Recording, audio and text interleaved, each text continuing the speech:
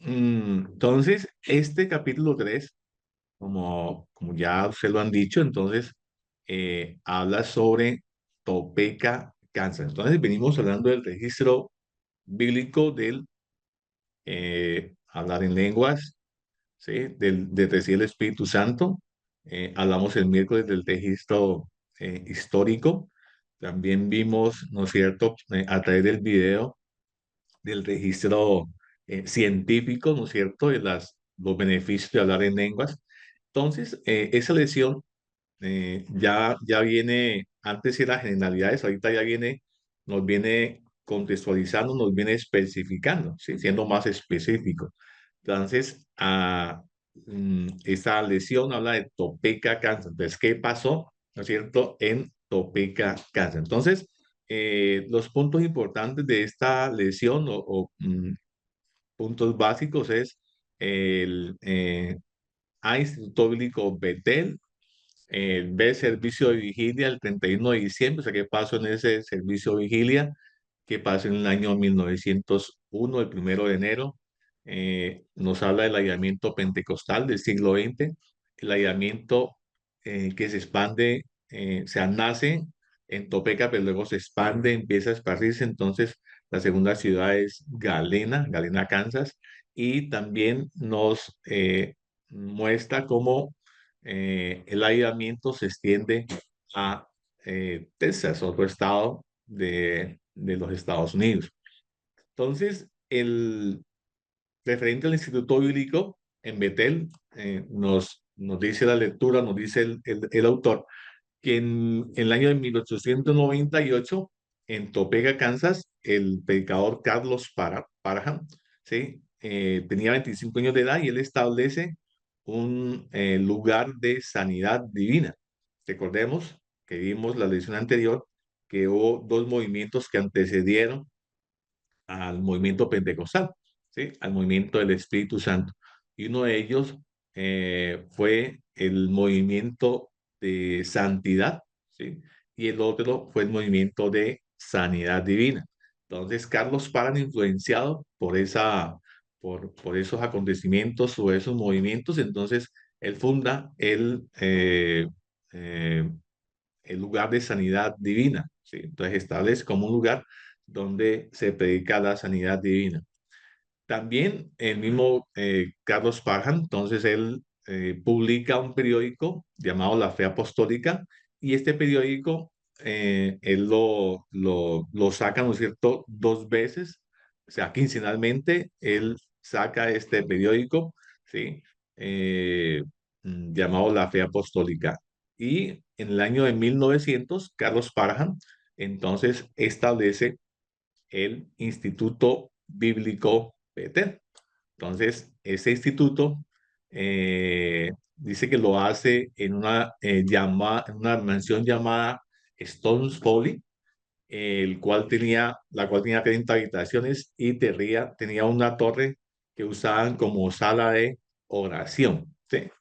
Entonces, imaginémonos allá en esa torre orando o en el lugar que nosotros hemos escogido para orar, ¿no es cierto? En los institutos, cuando hemos tenido oportunidad de estar presencial, entonces, allá el lugar de oración, en nuestras iglesias o en nuestras casas, el lugar que hemos escogido como sala o lugar de oración. Este instituto tenía 40 estudiantes, ¿sí? Donde todas las necesidades eran suplidas como respuesta a la oración. O sea, no tenían quien los patrocinara, no tenían quien les ayudara, no tenían absolutamente nadie, ¿no es cierto? Físicamente, en quien pudiese suplir sus necesidades. O sea, si me imagino yo, no, bueno, mañana qué vamos a comer, esta tarde qué vamos a hacer de almuerzo, ¿sí? Entonces, no, vamos a comer qué sé yo, el día que estuve donde hermano José hermano José compró ni sé el nombre del pescado que compró, y me acuerdo que más que le decía, no, no compre ese, compre este.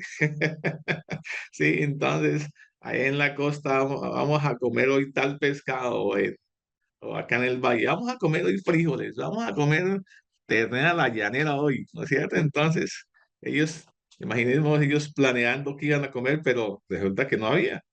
Entonces ellos era, bueno, falta tal cosa, entonces vamos a orar. En el tiempo de oración vamos a clamar. O sea, se sostenían solo, ¿no es cierto?, por la oración. Y Dios suplía, ¿no es cierto? Dios les suplía su necesidad. Otro punto importante también lo dijo la hermana que participó ahorita, que no había biblioteca, o sea, no habían textos. Gracias a Dios y tenemos la oportunidad de, mm, de consultar, ¿no es cierto?, por internet, en fin, libros que nos dan, nos vislumbran una idea, ¿no es cierto? Y bueno, tal opinión de tal escritor, de este comentarista, y pues nos amplía, ¿no es cierto?, como el conocimiento y nos da una guía. Ah, puede ser de esta manera. No, era solamente la Biblia, ¿sí? Nada más. La Biblia del texto, ¿no es cierto?, que ellos usaban. ¿Y cuál era la metodología? Entonces, salía una inquietud, vamos, mm, esta pregunta, bueno, ¿qué dice? Sí, entonces iban a la Biblia, escudriñaban la Biblia. Por eso dice la escritura, escudriñad las escrituras, porque a vosotros os parece, dijo el Señor Jesús, que en ellas tenéis la vida eterna y ellas son las que dan testimonio de mí. Entonces, imaginémonos en ese momento, o sea, no tengo ningún otro libro, solamente la Biblia. Y solamente, o sea, la Biblia y lo que el Espíritu Santo me guíe. Porque si era otra cosa, ¿no? O sea, yo puedo leer la Biblia o muchos leen la Biblia y no pueden entenderla, pero ellos, ¿no es cierto? En esa comunión que tenían constante con Dios, en esa oración, ¿no es cierto? Venían de influenciar en un momento de la santidad, de la búsqueda de Dios, ¿sí? Entonces, de la sanidad, creían en Dios fervientemente con todo su corazón. Y entonces la Biblia era la fuente de estudio de ellos. Entonces, escudriñaban las escrituras. Entonces, eh, llegó entonces el tema del Espíritu Santo y la pregunta que hizo el maestro Carlos Parham. Entonces, ¿cuál es la evidencia bíblica del bautismo del Espíritu Santo? Entonces, imaginemos ellos todo el día, el tiempo que tenían para estudiar, ¿no es cierto? Y buscando, indagando. De pronto alguno dijo, no, pues vamos a iniciar en Génesis a ver qué dice, ¿no es cierto? Vamos a mirar los libros históricos, a ver qué dice al respecto, ¿sí? Entonces, cuando alguno tal vez se encontró allá a Joel, el texto de Joel, ¿sí? O si ya lo habían leído, entonces, ay, yo leí en algún lado al profeta Joel que hablaba sobre el Espíritu Santo, ¿sí? Entonces, una profecía. El otro, no, pues yo leí por allá en Hechos, ¿no es cierto? Vamos a ver qué dice la Biblia. Entonces, el Espíritu los guiaba, ¿no es cierto?, a ellos. Entonces, cuando Parham regresa del viaje, entonces reúne a sus estudiantes y bueno, preguntan, ¿qué encontraron? ¿Qué indagaron? No sé si me imagino yo que él también, ¿no es cierto? Él también escudriñaría, él también buscaría, él también indagaría, ¿sí? Me imagino yo. No lo dice, pero yo creo que así, que así era, así como uno maestro prepara su clase y también empieza a leer, a indagar. Entonces, todos se sorprendieron, o él se sorprendió cuando todos dieron la misma respuesta, ¿no es cierto? Que la evidencia de recibir el Espíritu Santo era que ellos hablaron en lenguas, o sea, ellos fueron al registro bíblico. ¿Sí? Entonces se dieron cuenta que la evidencia de recibir el Espíritu Santo era que ellos hablaron en lenguas. Entonces, eso significaba que ninguno de ellos, ninguno de los que estaban en el Instituto Bíblico habían sido bautizados, ¿no es cierto?, en el Espíritu Santo. Entonces, imaginémonos, pues, el asombro de ellos y despertó en ellos la necesidad, o sea, no hemos recibido el Espíritu Santo, estamos en un instituto, llevamos tanto tiempo, ¿no es cierto?, como convertidos y Dios nos llamó, Dios nos acogió, hemos tantos años que llevamos en la iglesia y no hemos recibido el Espíritu Santo. Entonces, ellos empezaron con esa sed, empezaron a buscar el Espíritu Santo. Entonces, fue así como en la vigilia, del 31 de diciembre. En el texto, en la cartilla, dice 1 de diciembre, ¿no? Entonces quiero que corrijan por ahí allí, ¿sí? Entonces, en el servicio de vigilia del 31 de diciembre, ¿no es cierto? 115 personas se habían reunido, se habían 65 personas más los estudiantes, más 40 estudiantes. Entonces, 115 personas sedientas, buscando el Espíritu Santo, buscando ser llenos del Espíritu Santo, ser bautizados, ¿no es cierto?, con el Espíritu Santo. Y podemos comparar la experiencia que nosotros tuvimos, ¿sí? De cuando nos hablaron del Espíritu Santo y entonces nació en nuestro corazón el deseo de ser lleno del Espíritu, el deseo de recibirlo, ¿no es cierto? Pero nosotros tuvimos una ventaja, que empezamos, ya otros lo habían recibido, entonces empezamos a preguntar, y bueno, ¿y cómo lo recibo? ¿Cómo es el Espíritu? Entonces cada uno nos daba como de acuerdo a su experiencia, nos daba, me decía, no, haga esto, no, haga, yo recibí así, yo recibía de esta manera, yo recibí, tiene que humillarse y clamar a Dios, ¿no es cierto? Cada uno nos da como una pauta, pero eh, creo que cuando tuvimos la experiencia, entonces ya lo recibimos y ahí fue. Y Dios actúa de diferentes maneras, o algunos reciben de una manera, otros reciben de otra, pero entonces Dios tiene como una particularidad con uno, con cada uno. Entonces, ellos no sabían que era el Espíritu Santo. Yo recuerdo que cuando yo lo recibí, yo le dije, yo estaba ahí arrodillado y humillado y llorando, Señor, dame tu Espíritu Santo, dámelo, Señor, yo quiero el Espíritu Santo. Y, y creo que llevaba 2 días, 8 días de bautizado en agua. Y pues era la confirmación que yo lo había recibido antes, ¿no es cierto? 8 días después de convertido, 2 meses atrás, ya había recibido, tenido el toque del Espíritu Santo, necesitaba confirmar. Y yo recuerdo, hermanos, que yo estaba arrodillado y yo dije, Señor, si así llorando no lo recibo, entonces yo voy a recibirlo eh, con alegría. Yo que por eso es que me río tanto.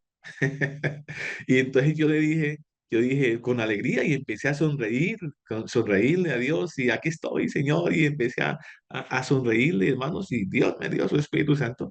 Y ese era un culto de damas, un día lunes, hermanos, y se derramó el Espíritu Santo, que ese día no hubo culto, sino que la iglesia se derramó el Espíritu Santo.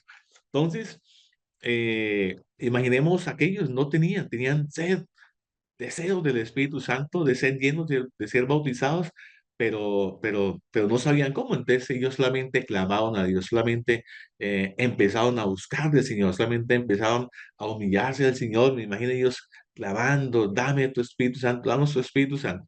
Entonces, el 1 de enero de 1901, cerca de las 11 de la noche, ¿no es cierto? La hermana Agnes Osman pidió al hermano Parham que le impusiera las manos, porque ella quería salir al campo misionero. Entonces, miren que ellos, sin tener el Espíritu Santo, ¿no es cierto? Estas iglesias o estos movimientos, ellos estaban pensando en llevar esa palabra, llevar ese evangelio, llevar ese evangelio de salvación, ¿no es cierto? Lo que ellos tenían, llevarlo a los perdidos, llevarlo a los que estaban necesitados.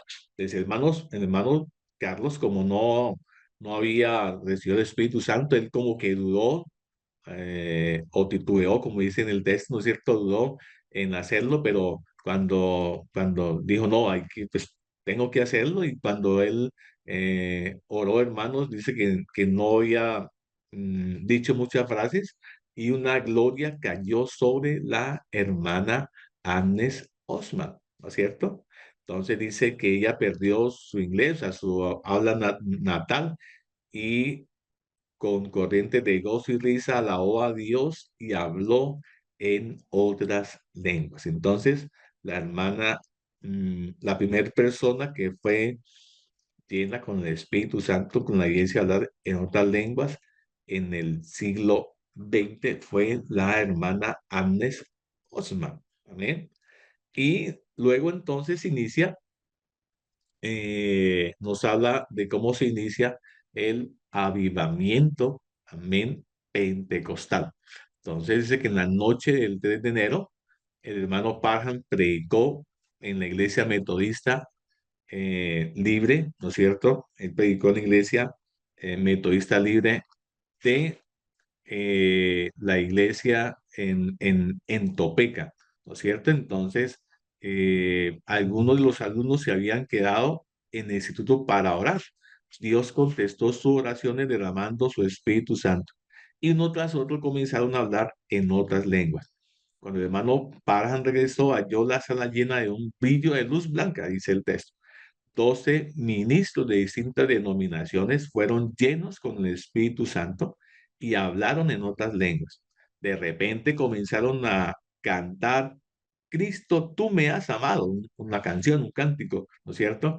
En 6 idiomas distintos, diferentes, en una armonía perfecta. Los que saben de música, ¿no es cierto? Se dan cuenta que, o sea, una de las cosas importantes o para poner todas esas voces juntas en armonía es que canten, ¿no es cierto?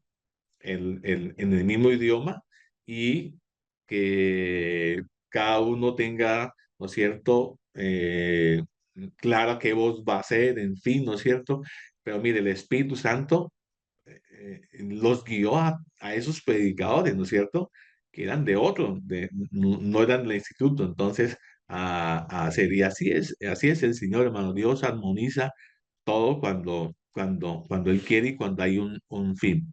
Y entonces dice que el mismo hermano Carlos Parham empezó a alabar a Dios y le dijo que él tendría que pararse firme con esta verdad que había recibido, ¿no es cierto? Que vendían muchas persecuciones. Y hermanos, dice que él comenzó a orar a Dios en lengua sueca y luego cambió a otros lenguajes. Entonces él fue bautizado, amén, también con el Espíritu Santo. Y dice que los periódicos, ¿no es cierto?, llevaron esta noticia a lo largo y ancho del país y el avivamiento pentecostal del siglo XX había comenzado. Entonces, dice que este derramamiento en Topeka, Kansas, era la primera vez que la gente, ¿no es cierto?, se daba cuenta y conocía y estaba buscando el Espíritu Santo con la experiencia de hablar en otras lenguas. Y el hablar en lengua se convirtió en el campo de batalla. Entonces, luego se extiende, eh, después de Topeka, entonces se extiende a Galena, Kansas. Galena, Kansas era una ciudad minera de plomo y zinc, y allí vivía la hermana Mary Arthur. Ella estaba enferma. En 1903 fue adorado Spring, Missouri, donde ella escuchó el mensaje de sanidad divina. Oraron por ella y recibió la sanidad milagrosa. Después, poco tiempo después, ella recibió el Espíritu Santo. En octubre de 1903 se comenzó una reunión en su casa. Entonces, miren que haciendo, copiando el modelo de la aplicación en las casas, ¿no? El modelo apostólico. Entonces, y fue tanto, hermanos, la gente que acudió que tuvieron que mudarse a un edificio en la calle principal, ¿sí? Este edificio tenía capacidad para 1,000 personas, pero no fue suficiente. La gente tocaba abrir las puertas y la gente se agolpaba en las calles. Entonces, cientos fueron convertidos, bautizados y sanaron. Sucedieron muchas señales, maravillas y milagros. En un día frío de invierno, el hermano Parham bautizó 100 convertidos en el río Spring. Entonces, mm, a veces hemos ido aquí a lugares donde el agua es bien fría, los ríos, el agua es bien fría, el agua sale en cubitos, como decimos a veces, ¿sí? Y, y pues allá, hermanos, en el norte, pues es mucho más frío, ¿sí? Entonces, ese río, hermanos, o sea, me imagino que estaba en un invierno, entonces, como sería el agua helada, pero 100 convertidos los bautizó el hermano Carlos Parán. Entre ellos, el hermano Howard Goss. ¿sí? Fue uno de los que fue bautizado, ¿no es cierto?, en ese grupo de 100. Se extiende entonces el avivamiento, amén, de Galena, ¿no es cierto?, eh, eh, Kansas a Texas. Entonces, un grupo de Galena fue a Orchard, Texas, y llevó la verdad pentecostal, y se desató un avivamiento. Entonces, esta ciudad estaba a unos 72 kilómetros aproximadamente de Houston, ¿sí?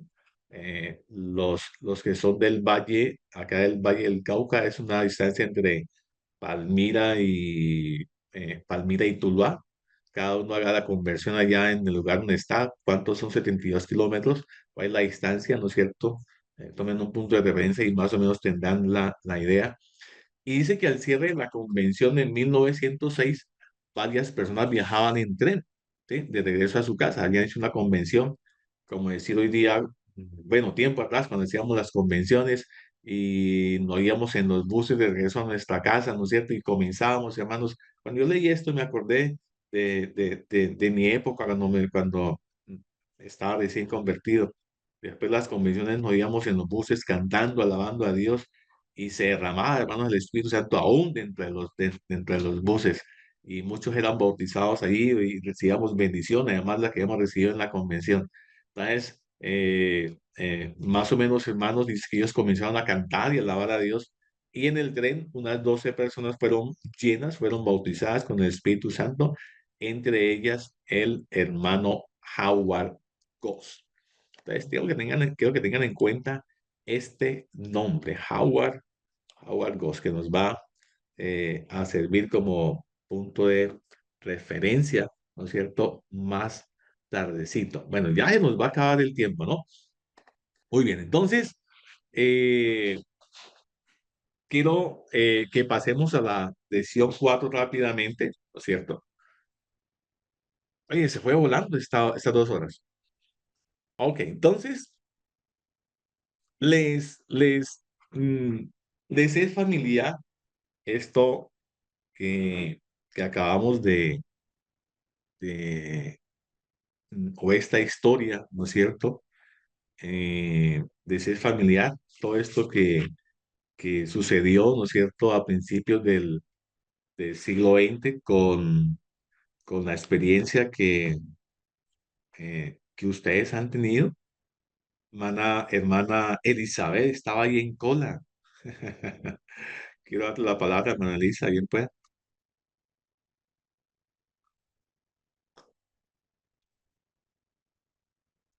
Hermana Elizabeth Ochoa. Amén, pastor. Bueno, es una bendición escuchar y leer estas lecciones. Pues esa secuencia que hay tan especial cuando se recibe el Espíritu Santo y empiezan a ver esos acontecimientos sobrenaturales y poderosos y la gente a ser impactada. Y sé que para muchos nos trae recuerdos de cuando empezamos en nuestras congregaciones, en nuestras iglesias. Y pasó, la verdad, ha sido una gran bendición porque es un recorderis a la fe, al, al saber de que estamos todavía guardando la sana doctrina, que nos sentimos confiados de que estamos realmente guardando y creyendo en una doctrina que salva, que transforma, que hace milagros, que todavía hay personas siendo llenas del Espíritu Santo y remueve mi sentir a mejorar, a que esto vuelva a acontecer y que muchas personas van a ser impactadas por medio de estos milagros y por medio de estos acontecimientos tan poderosos. Eh, Recuerden que el miércoles vimos en en la lección 2, ¿no es cierto?, que la historia de la iglesia aún continúa, ¿sí? Eso quiere decir que nosotros estamos construyendo la historia, ¿sí? Entonces, eh, unos la construyeron por nosotros y ahora nosotros la estamos construyendo. Entonces, ya sea que el Señor viene pronto, pero si llega este año, el próximo, en fin, para las futuras generaciones, estamos dejando, ¿sí? Algo para que ellos cuenten. Y eso que estamos haciendo hoy, algún día será parte de la historia, ¿sí? De lo que sucedió, lo que nosotros hagamos, si guardamos, protegemos esta sana doctrina, esta doctrina que hemos recibido, entonces los que vengan después van a contar, ay, sucedió tal cosa, sucedió esto, yo hice, mi papá me dijo que había hecho, o mi mamá que había hecho el curso virtual y que nos recordaron, ¿no es cierto?, el Espíritu Santo, la importancia del Espíritu Santo y la importancia de guardar, la importancia, sí, entonces hoy todavía, todavía estamos escribiendo, o hoy estamos escribiendo la historia. Amén. ¿Qué más nos quiere contar, ¿no es cierto? ¿Qué se movilizó dentro de usted cuando leyó esa lección y ahorita que estamos recordando? No importa si has participado o no, hay libertad. ¿Quién Bueno, desea contarnos? yo, gracias maestro. ¿Quién, Eh, quién es yo? una Ah, hermano pregunta, Juan. ok, una pregunta es la siguiente. Ahí Sí, habla de bautismos. Parman bautizó. Ok, sí. ¿usted me puede dar información cómo fue ese bautismo? ¿Fue en los títulos? ¿Fue en el nombre de Jesucristo?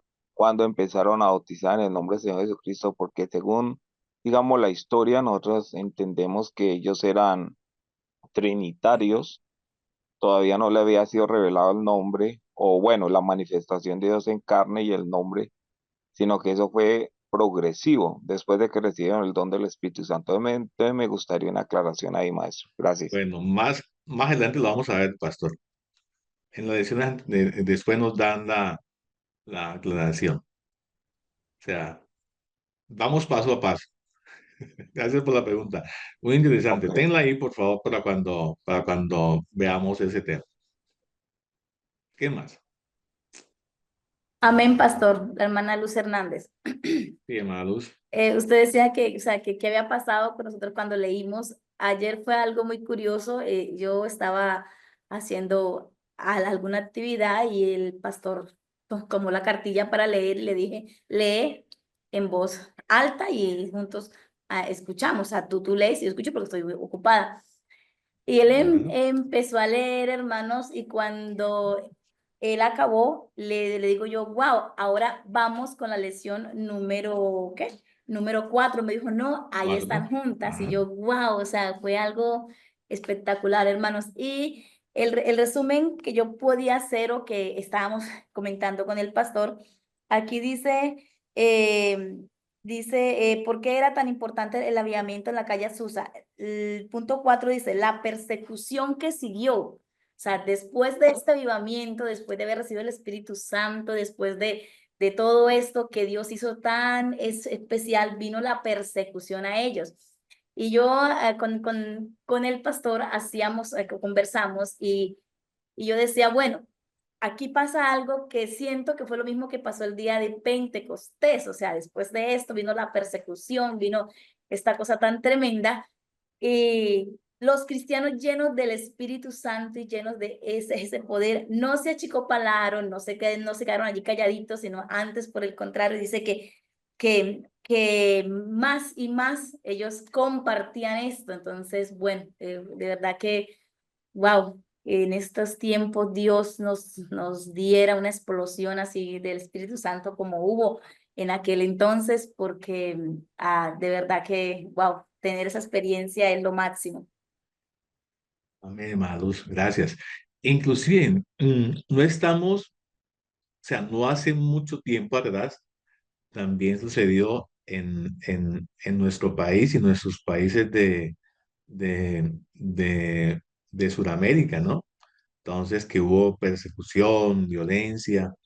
Eh, Hace algún tiempo me pasó algo en el instituto con, con la hermana Iris, porque yo también uno de las tareas que les dejé, o el trabajo, también se los dejé a ellos, ¿no es cierto?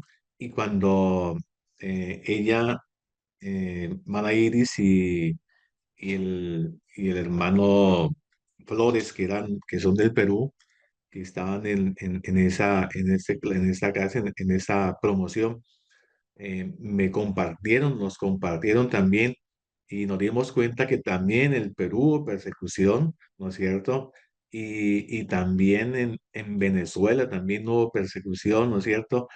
Por causa del Evangelio, ¿no es cierto? Entonces, uno dice, ¡oh, Señor! O sea, y cómo a pesar de la persecución se extendió, ¿no es cierto? Se extendió el Evangelio y los hermanos no tenían miedo, no sentían, sino que iban predicando el evangelio, ¿no es cierto? Y pues, hermano, creo que Dios nos guarda, ¿no es cierto? O bueno, el resultado que puedo entender que cuando se está como conforme, ¿no es cierto? Eh, pues Dios permite la persecución y también en el registro bíblico lo habla, ¿no es cierto? Lo narra, lo dice y el histórico también. Entonces, esos hallamientos han antecedido los hallamientos, digamos, las situaciones, a veces que la iglesia se duerme o está en un letargo, en fin, ¿no es cierto? Y Dios usa las persecuciones para que haya avivamiento. Entonces, pues, no sé, es malo si necesitamos un remesón, ¿no es cierto? Para salir de nuestros templos, para salir de nuestra conformidad. Pero bueno, Dios nos ayude, ¿no es cierto? Lo importante es que tenemos esa verdad y no debemos dejar de predicarla, ¿no es cierto? De practicarla, de vivirla, ¿no es cierto? Y de anunciarla. Bien, entonces voy a darles estos 5 minuticos de descanso y volvemos a las 10. Entonces, eh, mm, muchas bendiciones. Si no alcanzan a desayunar, entonces tomen alguito, el cafecito y nos vemos a las 10. Predicación y de oración. Seymour, al tercer día de un ayuno pretendido de 10 días, oró y Edward Lee habló en lenguas por primera vez. En la próxima reunión, Seymour compartió el testimonio de Lee y predicó un sermón basado en Hechos 2:4, y pronto otras 6 personas comenzaron a hablar en lenguas también, incluida Jenny Moore, que más tarde se convertiría en la esposa de Seymour. Unos días después, el 12 de abril, Seymour habló en lenguas por primera vez, después de haber estado orando toda la noche. Las noticias de los acontecimientos en la calle North Bonnie Brae rápidamente circularon entre los afroamericanos y los blancos residentes en la ciudad, y durante varias noches, varios oradores querían predicar a la multitud de espectadores curiosos e interesados desde el pórtico delantero de la casa de los Asbury. Miembros de la audiencia incluía a personas de un amplio espectro de niveles con diferentes ingresos y formación religiosa. Pronto, la multitud se volvió muy grande y estaban llenos de gente hablando en lenguas, gritando, cantando y gimiendo. Finalmente, el pórtico delantero se derrumbó, forzando la entrada para que ese grupo comenzara a buscar un nuevo lugar de reunión. Un residente del barrio describió los acontecimientos en el 214 del North Bonnie Brae con las siguientes palabras: ellos gritaron 3 días y 3 noches. Era tiempo de Pascua, la gente vino de todas partes. A la mañana siguiente no había forma de acercarse a la casa. Así como la gente entraba, ellas caían bajo el poder de Dios y la ciudad entera se conmovió. Gritaban hasta que la base de la casa se aflojó, pero nadie resultó herido. El grupo de la calle Bonnie Brae eventualmente descubrió un nuevo edificio que estaba disponible en el 312 de la calle Azusa, que había sido construido como una iglesia episcopal metodista africana, ubicada en una parte del gueto negro de la ciudad. El alquiler era de $8 por mes. Un periódico se refirió a la construcción del centro de Los Ángeles como una choza tambaleante. Desde que la iglesia se fue, el edificio sirvió como casa de venta al por mayor, depósito, almacén de madera, corral de ganado, tienda de piedras sepulcrales y hasta fue utilizada más recientemente como un establo con habitaciones para alquiler en el piso de arriba. Era un edificio pequeño, rectangular, de techo plano, de aproximadamente 18 metros de largo por 12 metros de ancho, en su totalidad 4.800 pies, algo así como 467 metros cuadrados, cubierta con tablilla aclimatada blanqueada. El único signo de que había sido una casa de Dios fue una ventana sencilla de estilo gótico sobre la entrada principal. Desechos de madera y masilla esparcidos a lo largo de todo el sitio hacían que el lugar pareciera un granero en la planta baja. Sin embargo, fue asegurado y limpiado en la preparación de los servicios. Ellos celebraron su primera reunión el 14 de abril de 1906. Los servicios de la iglesia se celebraron en el primer piso, en donde las bancas fueron colocadas en un patrón rectangular. Algunas de las bancas fueron simplemente tablas puestas encima de barriles vacíos. No había plataforma elevada, ya que el techo era tan bajo que no lo permitía. Inicialmente no hubo púlpito. Frank Bartleman, uno de los primeros participantes del avivamiento, recordó que el hermano Seymour generalmente se sentaba detrás de dos cajas de zapatos vacías, encima una de la otra. Él usualmente mantenía su cabeza hacia abajo al inicio de cada reunión en oración. No había orgullo allí, en ese viejo edificio, con sus vigas humildes y sus pisos descubiertos. El segundo piso, en la ahora nombrada Misión de Fe Apostólica, albergaba una oficina y habitaciones para varios residentes como Seymour y su nueva esposa, Jenny. También tenía una gran sala de oración para atender el desbordamiento de los servicios del altar de abajo. La sala de oración estaba amueblada con sillas y también con bancas hechas de tablones de California Redwood, puestos de punta a punta en sillas sin respaldo.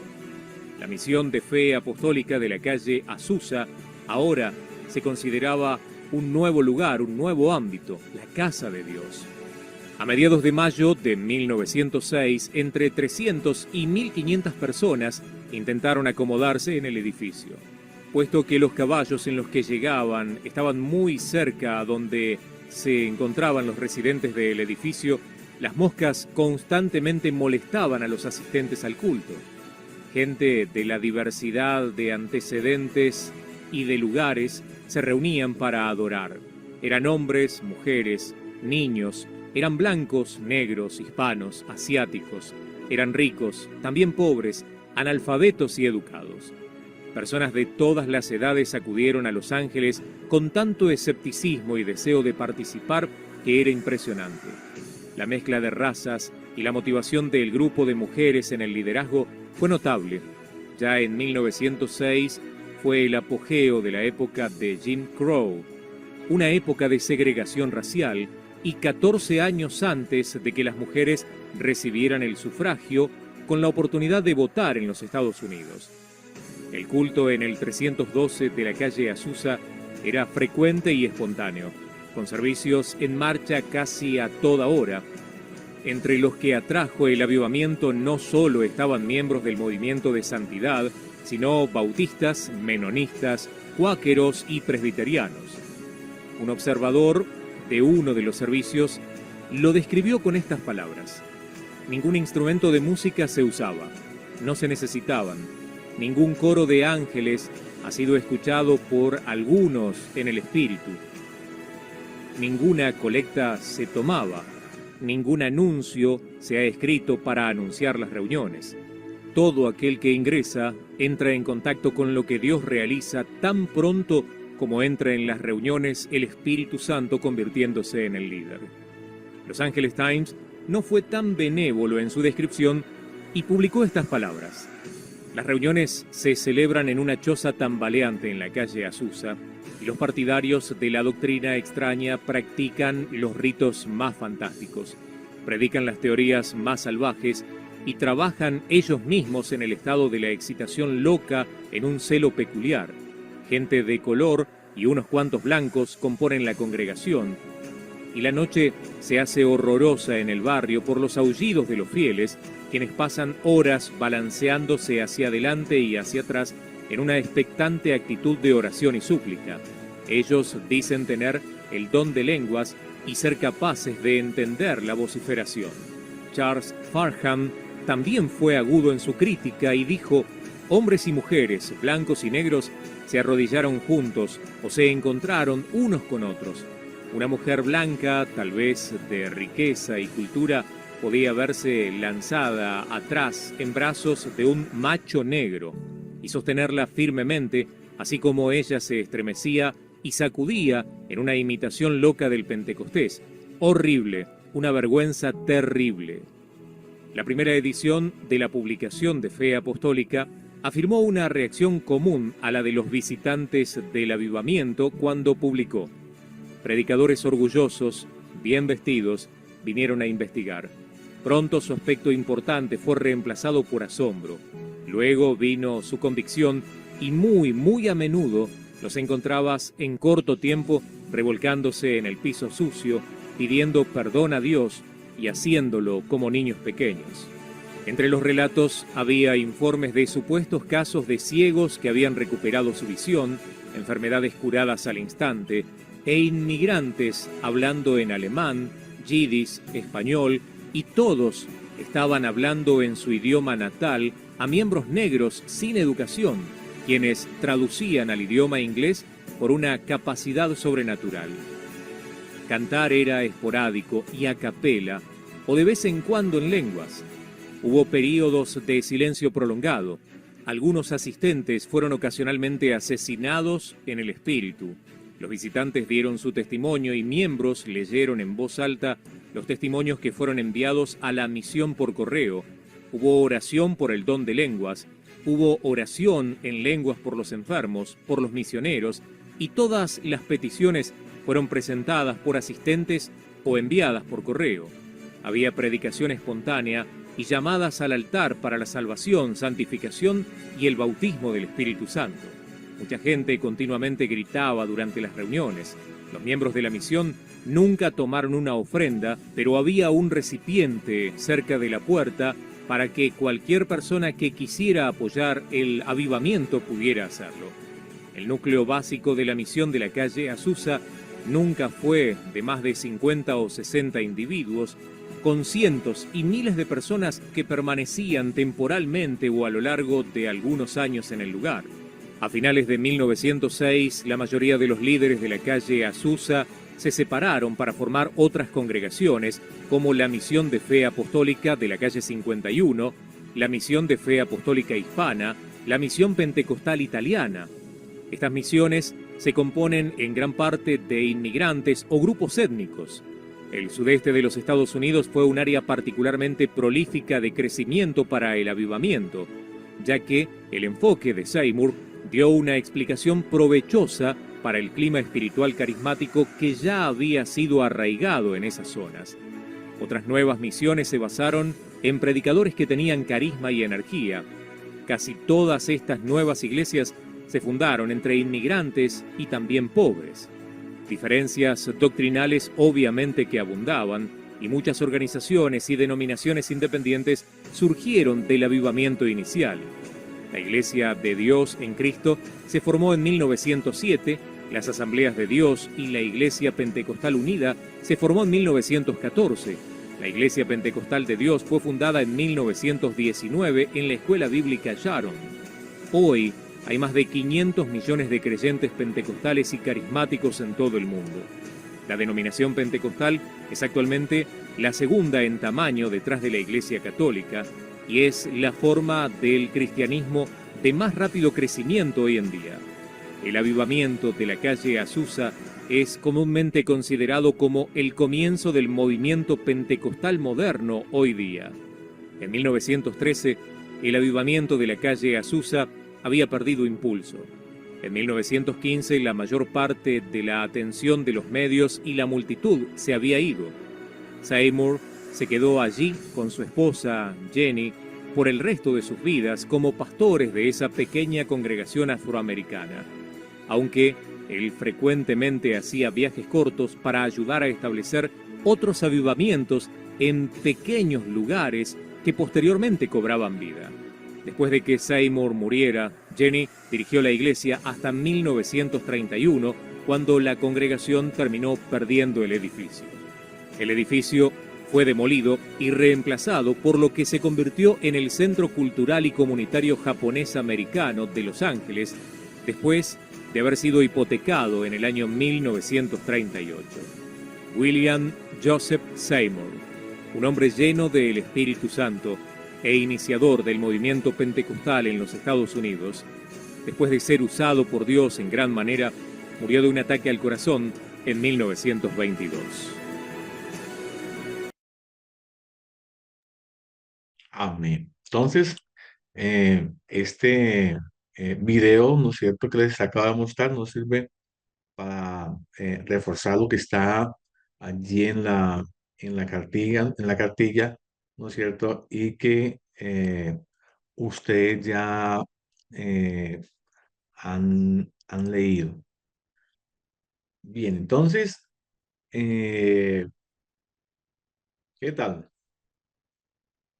Le ayuda como la fe nuevamente a uno, ¿no es cierto? Como el espíritu, escuchar todo esto. Amén, pastor, así es.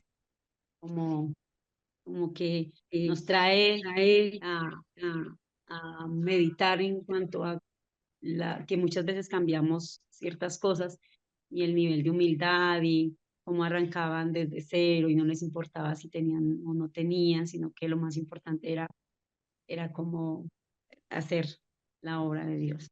Qué poderoso, qué bonito. Amén. Amén. Ok, entonces, calle Azusa, ya vimos, ¿no es cierto? El video Seymour, la calle Bonnie Bray, la importancia, ¿no es cierto?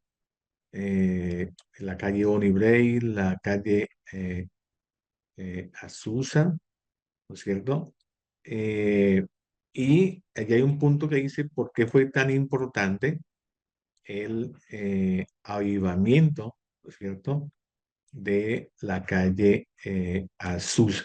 Entonces, ahí en sus cartillas, en sus escritos está, ¿no es cierto? En sus cartillas está la letra de por qué fue tan importante el avivamiento en la calle Azusa. Le dice que hubo muchos factores, ¿no es cierto?, que influyeron en este avivamiento. Entonces, el número uno está en sus cartillas. Dice la ubicación de Los Ángeles, o sea, Los Ángeles dice que estaba ubicada, ¿no es cierto?, eh, en un lugar donde los misioneros estaban constantemente entrando y saliendo. O sea, los misioneros, la ola misionera de las diferentes denominaciones, ¿sí?, iban y venían, y había evangelistas y obreros del evangelio, estaban constantemente visitando o llegando a Los Ángeles, ¿sí? Entonces, miren que eh, mm, algo importante es que podemos resaltar es que no interesaba la denominación, la organización, sino que Dios miró ese lugar, que era el lugar donde confluían, ¿no es cierto?, predicadores, misiones, y entonces Dios aprovechó eso como el día de Pentecostés, ¿no?, que era el lugar donde iban todos los que estaban, los judíos que estaban en diferentes lugares. Entonces Él llegó, derramó el Espíritu Santo allí donde estaban, ¿no es cierto?, donde habían ido muchos judíos. Entonces, la ubicación de Los Ángeles, la publicidad que recibió también de los periódicos dieron amplia cobertura al avivamiento, ¿no es cierto? Y esto recibió publicidad a nivel nacional, y muchos miles fueron atraídos, ¿no es cierto?, por esta publicidad. No existían flyers, no existía internet, pero, o sea, Dios, hermanos, movió los corazones y se pasó de voz a voz, ¿no es cierto? Los periódicos fueron importantísimos, ¿no es cierto? Entonces, para que la gente se enterara y se diera cuenta, imaginemos gente llegando de diferentes países y algo pasa en la calle de Susaqués y ellos iban, ¿no? El viejo nos lo dice que pecadores encopetados, bien vestidos, llegaban, ¿no es cierto?, a ver qué pasaba, pero Dios trataba con ellos y mejor dicho, se transformaban, ¿sí? El tercer factor fue el fundamento de la verdad bíblica, ¿sí? Entonces, el aislamiento estaba fue edificado sobre la verdad bíblica. El énfasis fue puesto sobre la experiencia pentecostal y la evidencia bíblica de hablar en otras lenguas. O sea, fue declarada esta verdad. Y la persecución siguió. Entonces, este aislamiento trajo trajo gran oposición, lógicamente, nunca en miles de años o hayan pasado siglos, ¿no es cierto? Y entonces se encuentra oposición porque estaban acostumbrados a una tradición, ¿no es cierto? Entonces, Dios, hermanos, a Dios le importa cultura, a Dios no le importa, hermanos, a Dios le importa el corazón, ¿no es cierto? Y lo que puede hacer en el corazón de cada hombre o mujer que se dispone, amén, para trabajar con él. Y Dios, hermanos, nos ha llamado, ¿no es cierto?, en este tiempo como, como líderes, como pastores, ¿no es cierto?, a que le demos preeminencia o prominencia, elevemos, ¿no es cierto?, le demos prioridad a la presencia de Dios y rescatemos el volver a predicar sobre el Espíritu Santo, a insistir sobre el Espíritu Santo, a insistir sobre la necesidad de ser guión del Espíritu Santo, ¿no es cierto? Y volver, hermanos, a esos tiempos donde a través del Espíritu Santo había sanidades, se movía el poder del Espíritu Santo en nuestras iglesias. Desafortunadamente, hermanos, le damos a veces prioridad a otras cosas, pero creo que el Espíritu Santo, el poder de Dios, debe ser lo más importante, ¿no es cierto?, en nuestras vidas, y eso debemos, hermanos, predicarlos. Entonces, dice que aquellos que generalmente habían recibido el Espíritu, esta experiencia pentecostal, eran expulsados de sus iglesias, ¿sí? Entonces, esto hizo que aquellos pentecostales que eran expulsados, se fueran, juntaran, se fueran uniendo, se fueran gradualmente, ¿no es cierto? Y hasta que se lanzó el movimiento pentecostal. Y el resultado del avivamiento de la calle Azusa, ¿cuál fue ese resultado? Las iglesias de la santidad se dividieron por la experiencia y doctrina pentecostal. Algunas, como la Iglesia de los Nazarenos y la Alianza Misionera, se pararon o se enfrentaron, se fueron en contra del avivamiento pentecostal. Algunas otras iglesias de la santidad, como la Iglesia Pentecostal de la Santidad y la Iglesia de Dios, aceptaron la nueva enseñanza. Algunos de los hombres más piadosos de otras denominaciones fueron atraídos al avivamiento. El avivamiento pentecostal recibió ciertas características de las iglesias de la santidad, las cuales continuaron, tales como el altar abierto, los servicios prolongados, los campamentos, etc. Y en el principio, el avivamiento siguió por varios nombres. El más común fue la fe apostólica. Sin embargo, pronto se le dieron otros nombres y el más común de los cuales fue simplemente pentecostal. Entonces, quiero destacar algo, y es que Carlos Parham, ¿no es cierto?, al inicio, al comienzo, entonces él, hermanos, en 1905, el hermano Carlos Parham funda un instituto bíblico en Texas, en la calle Ross, en Houston, ¿no es cierto? Y allí a ese instituto llegó el hermano Seymour. él aún no había recibido el Espíritu Santo, pero estaba convencido de esta experiencia bíblica. Entonces, ¿cómo fue la conexión? Dice que una hermana negra llamada la hermana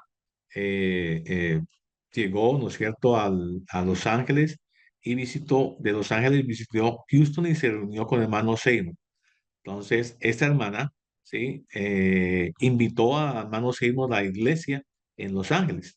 Y dice que el primer domingo que él fue a la iglesia, entonces predicó sobre el Espíritu Santo y en la tarde, cuando él llegó al culto de la noche, la iglesia estaba cerrada, o sea, rechazando esta verdad. Y hermanos, aunque rechacen, debemos seguir predicando. Creo que hoy día también pasa, ¿no es cierto? Muchos rechazan el Espíritu Santo, rechazan esta verdad, el Espíritu Santo. Entonces, también quiero resaltar la hermana en la calle Bonnie Bray, la hermana Richard y Ruth Asbury, ¿sí? Vivían en la calle Bray, entonces ellos ofrecieron su casa como casa de oración, ¿no es cierto? Y allí muchos fueron bautizados con el Espíritu Santo. Amén. Y pues la calle Azusa lo vimos también, ¿no es cierto? En el video, ¿sí? Entonces, ¿cómo fue el proceso, ¿no es cierto? De la calle Azusa. Entonces, creo que Dios tiene un propósito, hermanos, ¿no es cierto? Dios tiene un propósito en cada una de las cosas que, que, que Él tiene, ¿no es cierto? Que Él tiene preparada para nosotros. Y creo que esta verdad pentecostal, ¿no es cierto? Eh, este, este movimiento pentecostal o ese mover del Espíritu Santo debe ser algo esencial y algo principal en nuestras vidas. Amén. Bien, mis amados hermanos, 10:40. Entonces, hemos terminado por hoy. Qué El Señor puntual, Jesús les profe. bendiga. ¿Cómo? Qué puntual. Me felicito. Amén.